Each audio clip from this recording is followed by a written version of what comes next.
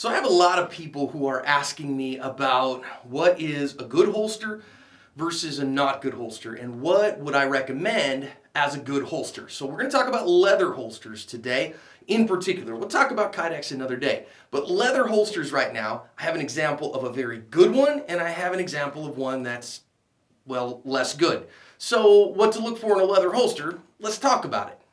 Want to be a better defensive shooter in 2018? Join the ASP Dry Fire Challenge by joining our Facebook group and by subscribing to the Active Self-Protection Extra channel for weekly lessons on getting better with your defensive firearm. Okay, before you do anything else, I want you to go. I'm going to put a link up in here and I want you to watch the video on the 3 qualities that every acceptable holster has to have. I'm not talking about is it great or not great, but remember, every holster has to meet all 3 of those requirements. Has to cover the trigger guard completely, has to hold the firearm securely, has to allow access to the firearm readily and acceptably. So you got to have all 3 of those all the time. So let's start with what a great holster looks like. This is a Milt Sparks VM2. If you want quality cowhide, these are the guys to go to. I do not have a relationship with Milt Sparks. I wish, if they were interested, we'd talk about it, but I don't have a sponsoring relationship with them.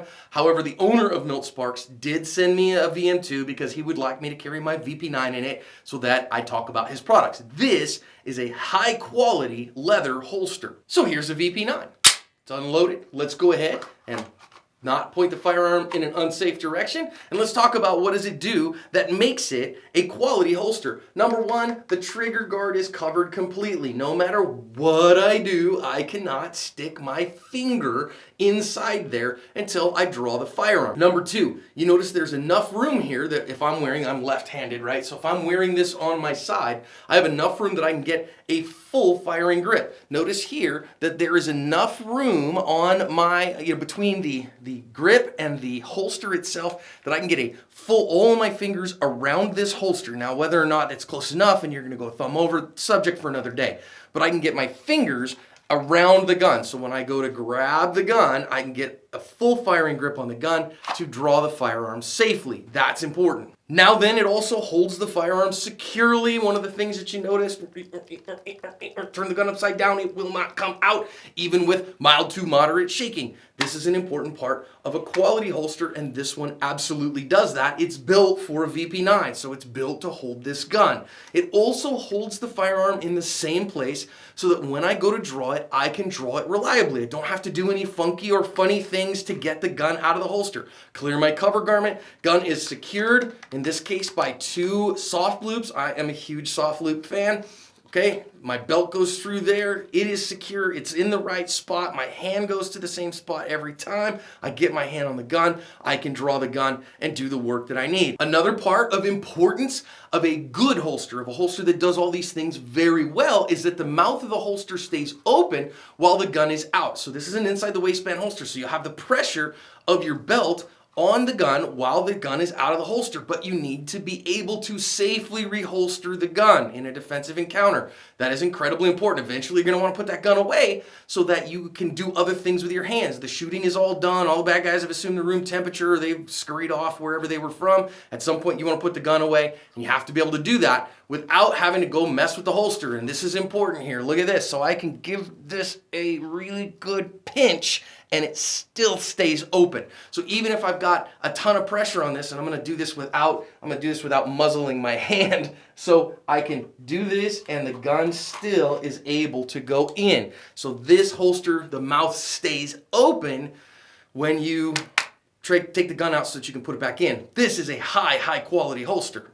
This is the Versacarry Guardian. This was given to me by a friend, and it's not so good a holster. It might kinda, sorta, maybe meet the basic requirements, but it's not a good holster. And I would never carry it, and I wouldn't recommend you would either.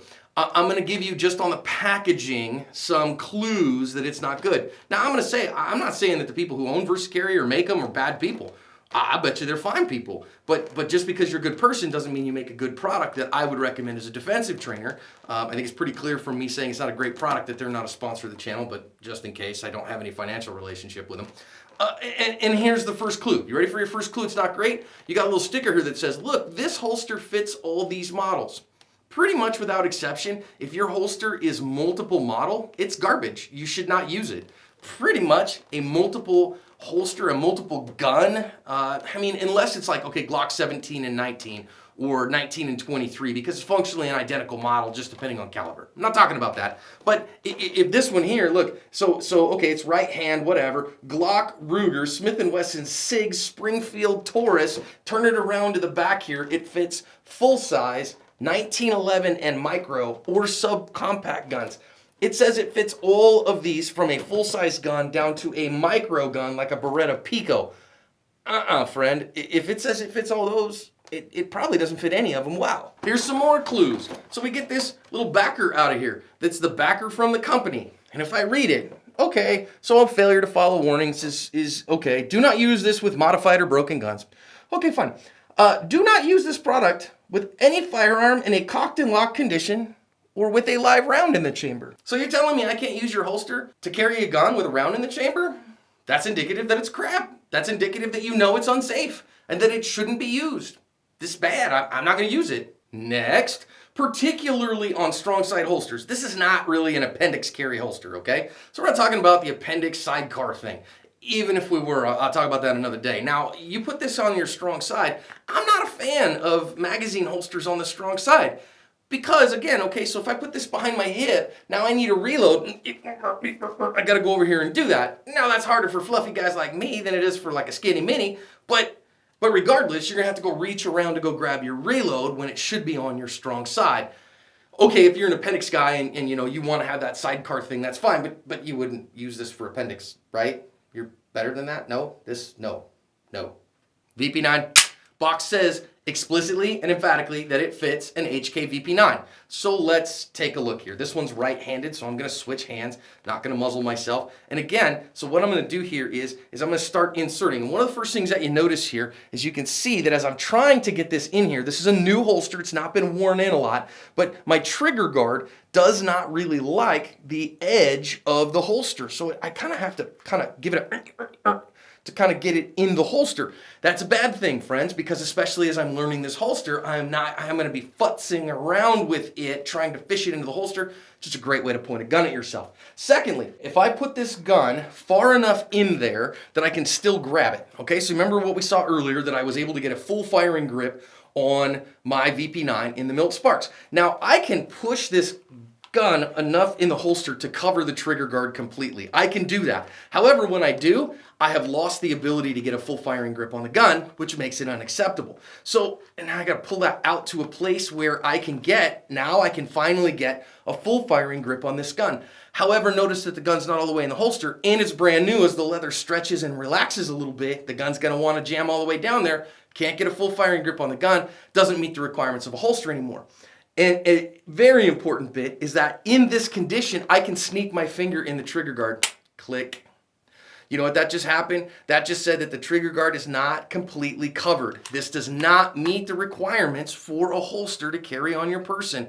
Either it will not allow a full firing grip, or it will not cover the trigger guard completely, and therefore it is unacceptable. Next thing, again, now I might be carrying this outside the waistband, okay? So this is maybe not an IWB, though I think you could sneak it in IWB instead. And, well, you probably couldn't put it, you'd have to put it outside, inside the belt, maybe you could if you wanted to. But even outside the waistband, then what's going to happen is watch now, as you do that, see how it flattens out? So as I contour this to my body, it's going to flatten out. Even if I give it all the doubt, the benefit in the world, now this is reinforced, but how reinforced is it? I'm able with one finger to just close it, to smoosh it down.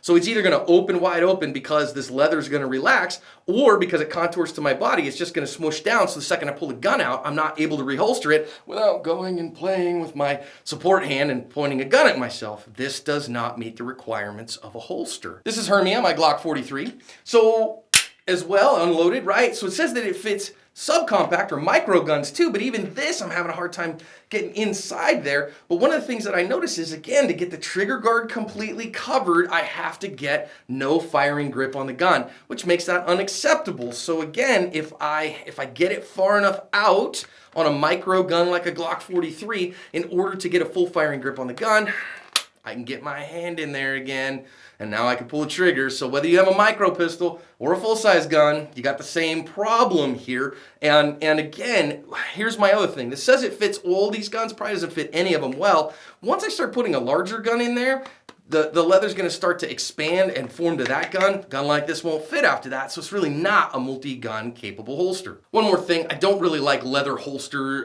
for magazines. So this is a Glock 43 spare magazine, a little 6-rounder, right? Which, you probably carry more, but you can see, one of the things you can see, if you're paying attention here, you can watch that the leather kind of showcases that. So there that is, and it does hold that securely. So I'm okay with that, but of course this is a 6-rounder. You'd never be able to get that back out of there if it was jammed that far in there. If I did something like a double stack, this is double stack for a P30 or a VP9 SK, now, I get that and it barely fits in there, but same thing. I've got this whole big kind of sweat shield here. So to get to it and get it out, I've got to kind of pinch, and it's just not what you want. You really want to be able to get your thumb behind the magazine to get the magazine out. So this doesn't work very well for that either. So which one are you going to get? Now, the only thing you get is this one is a whole lot cheaper than this one. Milt Sparks ain't a cheap holster. But it ain't a cheap holster for a reason, you guys. You notice this one doesn't have a whole lot of embellishment on it. It's not a barbecue holster or anything like that.